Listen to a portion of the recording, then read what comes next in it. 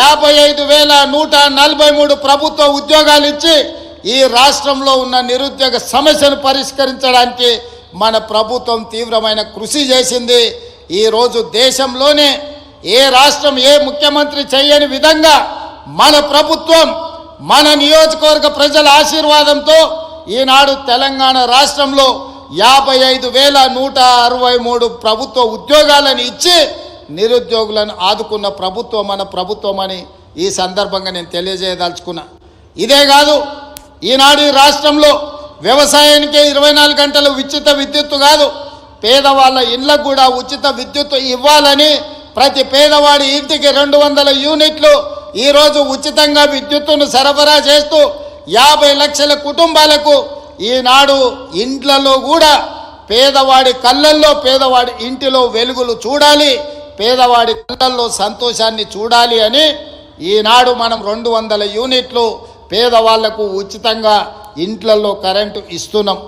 ఇదే కాదు, ఆడబిడ్డలు కట్టెల పొయ్యితో కష్టాలు పడుతున్నారు. ఆనాడు సోనియమ్మ మీకు దీపం పథకం ద్వారా గ్యాస్ పొయ్యి సిలిండర్ ఇవ్వడమే కాకుండా 400 రూపాయలకే సిలిండర్ ఇచ్చింది. కానీ కేసీఆర్ మోడీ గారు అధికారంలోకి వచ్చి 400 రూపాయల సిలిండర్ను 1200 రూపాయలు చేసింది.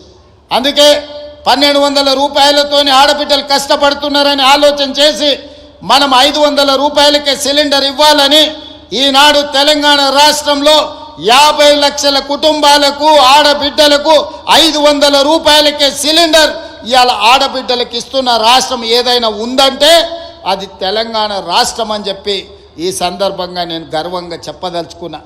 ఇదే కాదు, ఆర్టీసీ బస్సుల్లో ఆడబిడ్డలకు ఉచిత ప్రయాణం. ఆనాడు అమ్మగారి ఇంటికి పోవాలన్నా ఏదైనా ఆలయాన్ని సందర్శించుకోవాలన్నా ఆర్టీసీలో ఆడబిడ్డలకు టికెట్ కొనాల్సిన పరిస్థితి. ఈనాడు ఆ పరిస్థితి నుంచి విముక్తి కలిగించి రాష్ట్రం నలుమూలల ఎక్కడి నుంచి ఎక్కడికైనా ఆడబిడ్డలు ప్రయాణం చేయదలుచుకుంటే ఆర్టీసీ బస్సులో ఉచితంగా ప్రయాణం చేయొచ్చు. ఆడబిడ్డ ఎక్కడైనా ఆర్టీసీ బస్సుకు చెయ్యి అడ్డం పెడితే ఆడబిడ్డను ఎక్కించుకొని వాళ్ళ ఇంటి దగ్గర దించే బాధ్యత ఈనాడు మన ప్రభుత్వం తీసుకున్నది.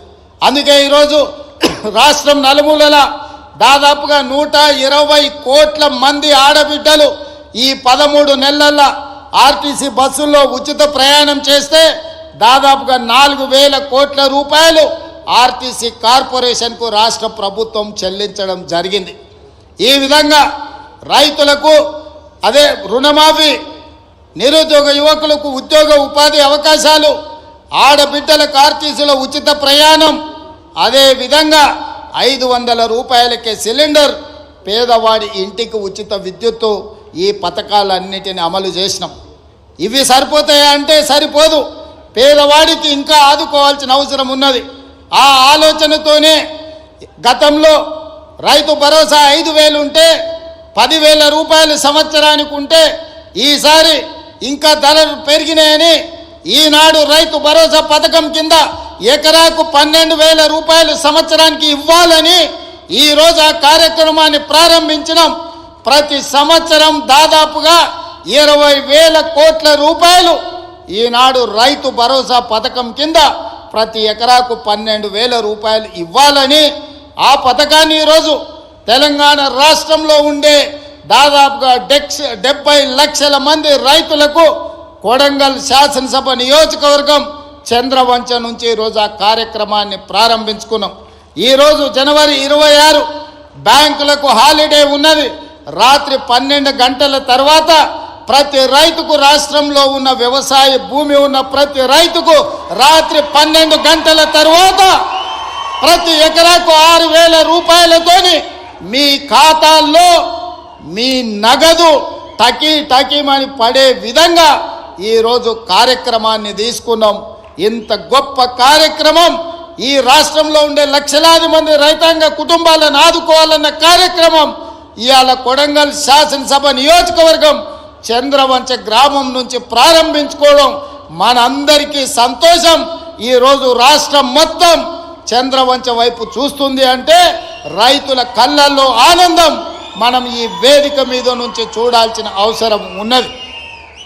అదేవిధంగా పేదలు నేను పాదయాత్ర చేసినప్పుడు సమ్మక్క సారలమ్మ జాతర నుంచి ములుగు నియోజకవర్గంలో పాదయాత్ర మొదలుపెట్టి ఆ రోజు ఖమ్మము, వరంగల్, ఆదిలాబాదు, అదేవిధంగా నిజామాబాదు, కరీంనగర్ ఈ ప్రాంతాలలో తిరుగుతున్నప్పుడు తండాలలో, గూడాలలో, మారుమూల పల్లెల్లో పేదోళ్ళు వచ్చిండ్రు.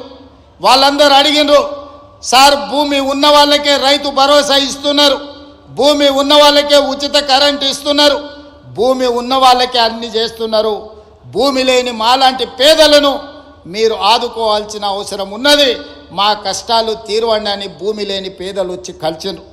ఆలోచన చేసినాం, మంత్రివర్గంలో చర్చించినాం. అందుకే ఈనాడు భూమి లేని నిరుపేదలకు ఉపాధి హామీ పథకంలో పనిచేస్తున్న వాళ్లకు ఖచ్చితంగా సంవత్సరానికి 12,000 రూపాయలు ప్రతి కుటుంబానికి ఇవ్వాలని ఇందిరమ్మ ఆత్మీయ భరోసా కార్యక్రమాన్ని ఇవాళ చంద్రవంచలో ఈ గ్రామ పంచాయతీలో ప్రారంభించుకున్నాం. దాదాపుగా ఇందిరమ్మ ఆత్మీయ భరోసా కార్యక్రమం 10 లక్షల కుటుంబాలకు మేలు జరగబోతుంది. ఇవాళ భూమి లేని నిరుపేదలను, ముఖ్యంగా దళితులను, గిరిజనులను, ఆదివాసులను, బలహీన వర్గాలను ఆదుకోవడానికి పథకం తీసుకొచ్చినాం. వాళ్ళ ఖాతాలో కూడా సంవత్సరానికి 12,000 రూపాయలు వేయబోతున్నాం. వాళ్ళ నగదు కూడా రాత్రి 12 గంటల తర్వాత బదిలీ కాబోతున్నదని చెప్పి నేను ఈ సందర్భంగా తెలియజేయదలుచుకున్నా. అదేవిధంగా ఇందిరమ్మ ఇల్లు, పేదవాళ్ళకి ఇందిరమ్మ ఇల్లు అనగానే డాక్టర్ వైఎస్ రాజశేఖర రెడ్డి గుర్తొస్తాడు. ఆనాడు 2004 నుంచి 2014 వరకు ప్రతి పేదవాడికి ఇల్లు లేని ప్రతి వాడికి ఇల్లు కట్టుకో